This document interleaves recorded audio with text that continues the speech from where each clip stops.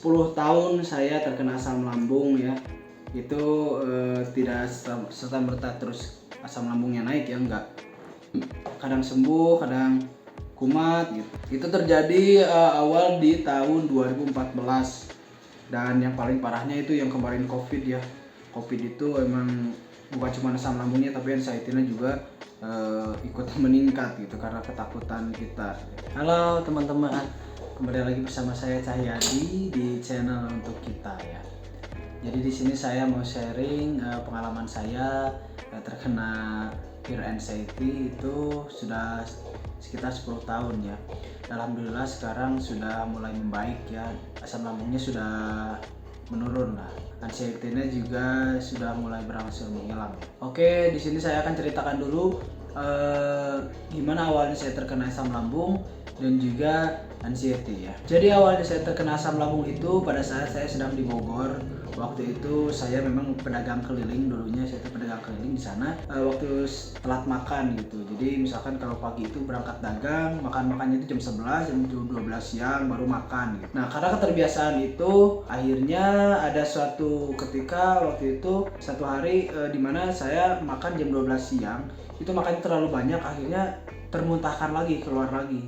Dan setelah itu saya itu tiba-tiba sakit selama 2 minggu, dan selama 2 minggu itu saya sering cegukan dan juga sendawa. Akhirnya saya cek ke dokter dan ternyata asam lambung saya naik. Dan gejala awalnya itu tiba-tiba saya itu sering sendawa dan juga sering cegukan. Tiba-tiba perih ke dada, ke sini, ke tenggorokan. Kata saya ini apa gitu, kok kayak nggak enak banget gitu. Tiba-tiba waktu itu saya pergi ke dokter dan waktu dicek ya katanya saya terkena asam lambung. Dan akhirnya saya pergi, saya pulang ke kampung untuk berobat, pulang kampung. Karena waktu itu saya juga belum nikah, belum punya anak juga.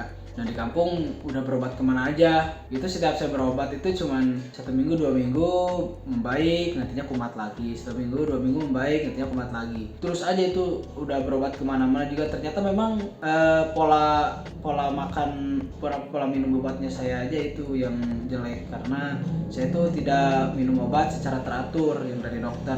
Kadang pagi minum, siangnya enggak, siangnya minum, malamnya enggak. Dan gejala awalnya terkena anxiety itu 2 tahun setelah saya terkena asam lambung. Enggak, 1 tahun lah, 1 tahun setelah saya kena asam lambung. Tiba-tiba saya jadi penakut gitu, kemana-mana takut. Karena memang waktu itu juga dibarengin dengan ayah saya meninggal, dan mungkin saya jadi agak stres juga gitu mikirinnya, karena saya tulang punggung keluarga dan ada adik-adik yang harus saya biayain gitu. Ini saya mungkin stres gitu, jadi terkena asam lambung dan anxiety. Oke, jadi sekarang di sini adalah pertanyaannya itu bagaimana saya bisa survive, bisa sembuh dari asam lambung dan juga anxiety. Jadi kalau misalkan dibilang 100% sembuh, kayaknya belum ya saya juga. Tapi saya sudah cukup nyaman sekarang itu dengan keadaan saya yang sekarang gitu. Asam lambung tidak lagi cepat naik, anxiety juga tidak terlalu banyak nyolek gitu ya. Nah, sekarang adalah solusinya itu bagaimana saya bisa sembuh gitu. Yang pertama, untuk asam lambung itu kita harus benar-benar sadari dan ubah pola hidup ya. Pola hidup itu dari mulai waktu makan, waktu tidur, waktu olahraga itu harus benar-benar ketat banget deh. Waktu makan tuh misalkan kalian pagi sebelum jam 7 pagi tuh udah sarapan gitu. Terus siangnya juga harus makan lagi. Sore kalau misalkan udah lapar makan lagi aja, malam makan lagi. Kalau saya itu sehari makan bisa 4 kali gitu, dan itu berulang-ulang terus sampai perut saya nyaman gitu. Nah, kalau misalkan diperiksa ke dokter terus dikasih obat itu tolong untuk minum secara teratur ya. Kalau saya dulu tuh kadang diminum, kadang enggak. Kalau diminum tuh kalau misalkan kumat aja gitu, jangan gitu. Jadi kalau misalkan sehari harus 3 kali, ya udah 3 kali gitu, sesuai anjuran dokter gitu ya. Nah, yang selebihnya saya itu membiasakan diri untuk meminum air hangat gitu. Minum air hangat itu kalau bangun pagi air hangat, siang air hangat, karena memang cuaca di tempat saya ini itu dingin sekali ya. Jam 12 siang itu bisa di 20 derajat, 19 derajat, cukup dingin lah. Jadi minumlah air hangat secara teratur. Kalau bisa selama 2 minggu berturut-turut itu air hangatnya hangat kuku, bukan hangat panas ya, jadi hangat aja biasa gitu. Supaya di perut itu nggak dingin. Jadi kalau misalkan minumnya air dingin itu kalian tuh malah asam lambungnya akan naik ke dada gitu dan tidak nyaman. Ketiga adalah hindari makan makanan yang dilarang untuk asam lambung ya. Mungkin dokter kalian juga udah bilang, dan kalian juga bisa searching ya. Kalau sebutin tuh banyak kayaknya. Intinya hindari makanan-makanan seperti pedas, asam, cuka, dan yang menimbulkan asam lambung lah ya. Jangan coba-coba dulu ya. Lalu solusi penyembuhan anxiety gimana? Ini yang saya terapkan di diri saya sendiri ya, saya pribadi. Tapi kalau misalkan dirasa cukup mengganggu kalian, mengganggu aktivitas, itu kalian boleh coba konsultasikan ke dokter psikiater ataupun kalian bisa hipnoterapi. Kalau saya dulu pernah di hipnoterapi ya, dan itu cukup bikin tenang juga gitu ke diri saya, ke hati saya. Yang pertama itu hindari makanan yang memicu asam lambung ya, karena kalau asam lambungnya lagi kumat itu anxiety juga kadang-kadang memang suka nyolek gitu. Itu yang saya rasakan tuh, kalau misalkan asam lambung lagi naik suka nyolek gitu anxiety-nya. Yang kedua adalah ubah pola pikir ya, karena memang anxiety itu datang dari pola pikir yang negatif gitu. Jadi kita tuh nggak boleh berpikiran negatif. Jadi kalau misalkan pikiran kita negatif itu, alihkan perhatian dan pikiran kita pada hal-hal yang positif gitu.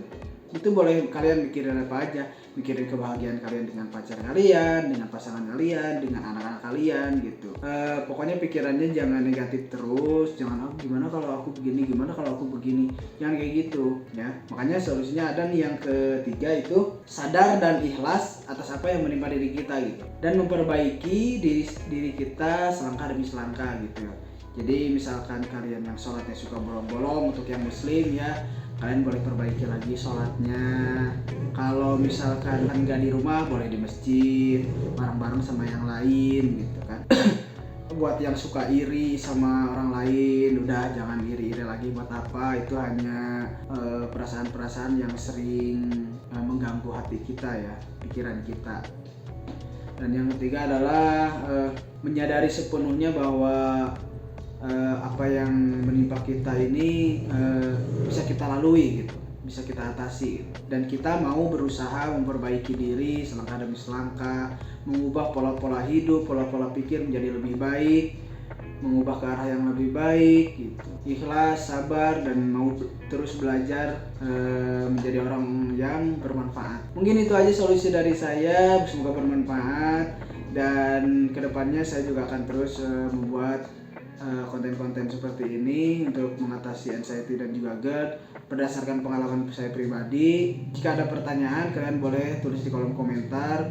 Jika saya bisa menjawab, nanti saya akan jawab melalui video berikutnya, dan semoga kalian juga mudah-mudahan cepat sehat ya. Oke, terima kasih. Jangan lupa like, komen, dan subscribe.